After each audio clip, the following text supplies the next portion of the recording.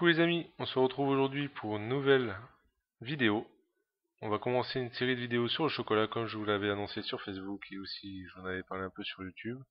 Donc on va commencer par le commencement, tempérer le chocolat, trois façons de faire. Vous inquiétez pas, ça va être très simple. Il suffit juste de respecter les températures, être très précis au niveau de ça, et ça va aller tout seul. Ne vous inquiétez pas. Donc ici je vous ai mis le tableau de la courbe de tempérage. Selon que vous utilisez du chocolat noir, du chocolat au lait, du chocolat blanc coloré, les températures sont différentes, vous pouvez aussi le retrouver sur mon site. Donc on va commencer. Première méthode, le tempérage par tablage. Bon, c'est ce qu'on utilise souvent professionnellement, au boulot, tout ça, c'est ce qu'on utilise.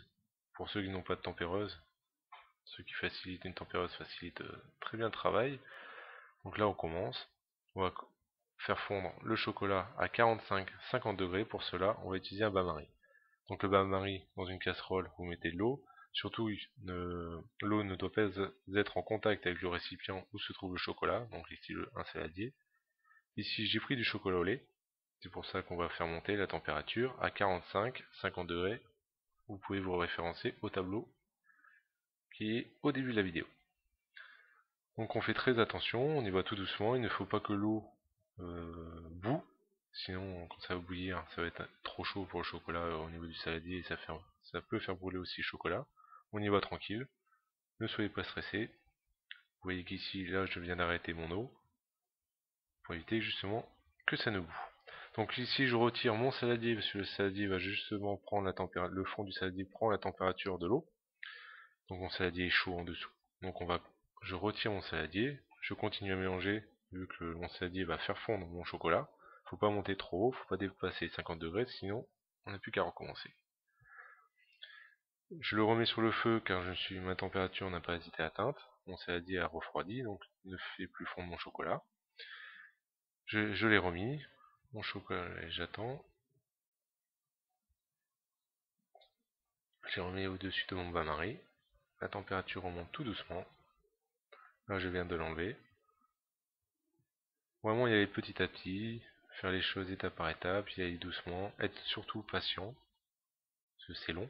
Ici je vous ai coupé, je vous ai épargné, sinon la vidéo aurait fait 3/4 d'heure, 1 heure, pour les 3 étapes. Donc voilà, donc ici mon chocolat a atteint la température de 45 degrés. Je verse un tiers de mon chocolat, je le réserve de côté, je le réserve au chaud. Et les 2 tiers restants, je vais le mettre sur un marbre.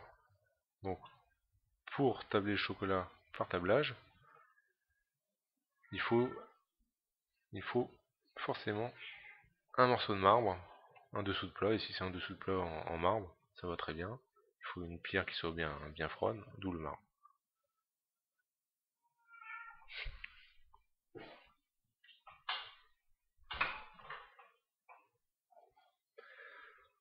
Donc il faut que le chocolat, il faut le remuer très souvent, même tout le temps, pour éviter que le chocolat ne prenne sur le marbre.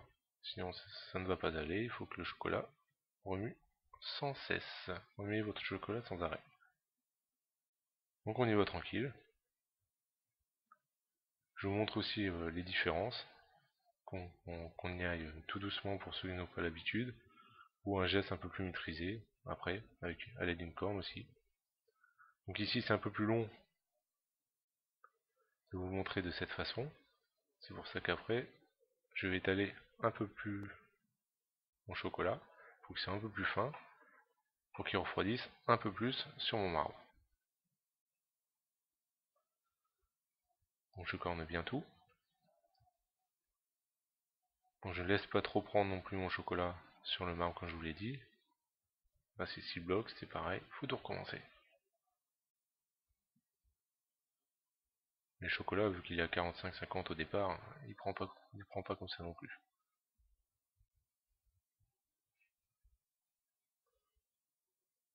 Donc mon chocolat, je vais le descendre.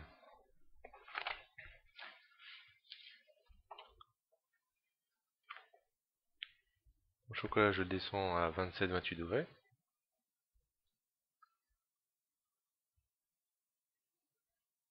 Voilà. 28,1, mon chocolat est bon. Je le remets dans le saladier du départ.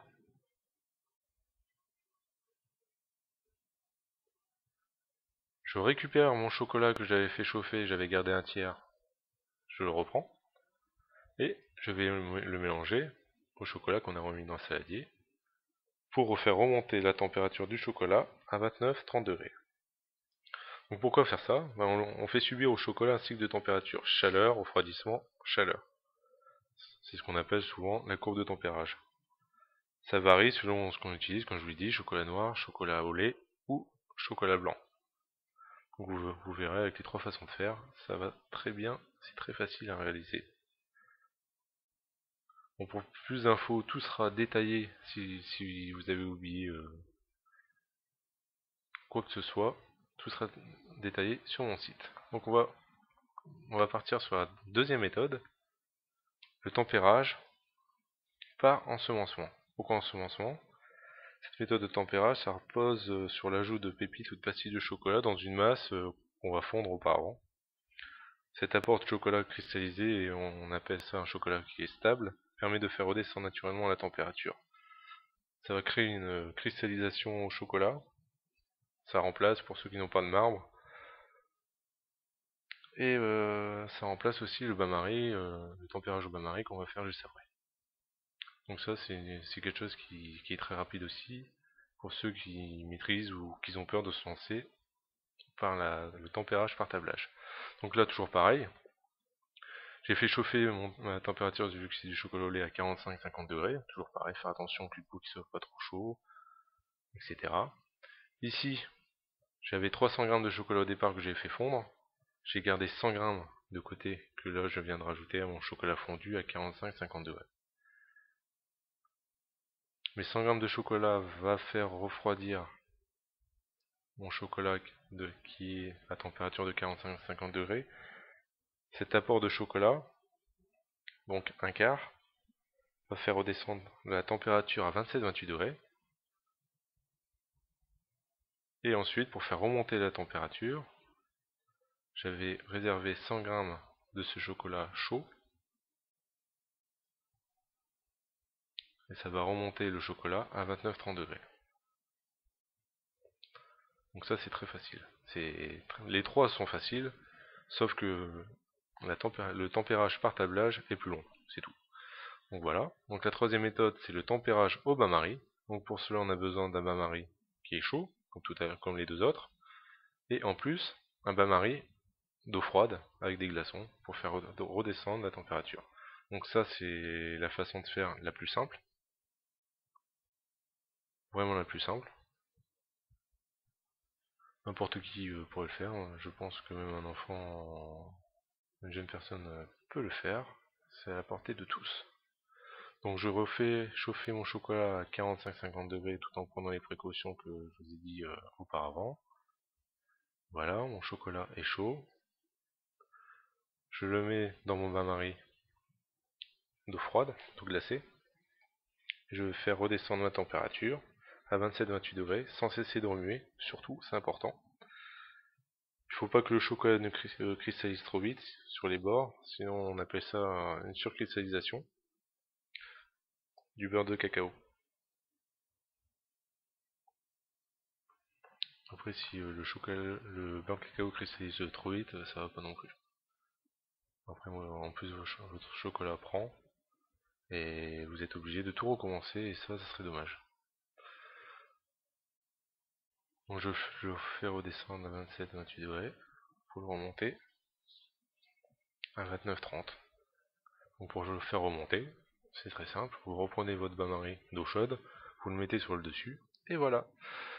Donc la vidéo est finie pour aujourd'hui, donc la prochaine fois on verra le moulage du chocolat. Entraînez-vous en attendant, n'hésitez pas à me poser des questions sur Facebook en dessous de la vidéo. Si vous avez des questions, je serai là pour vous y répondre. Et n'oubliez pas de vous rendre sur les réseaux sociaux si ce n'est pas encore fait. Cliquez ici sur mon site pour vous y rendre, vous aurez tous les détails de cette vidéo en dessous sur mon site. Et cliquez ici si vous n'êtes pas encore abonné à ma chaîne, n'hésitez pas à liker et à partager la vidéo si ça vous a plu. Bye!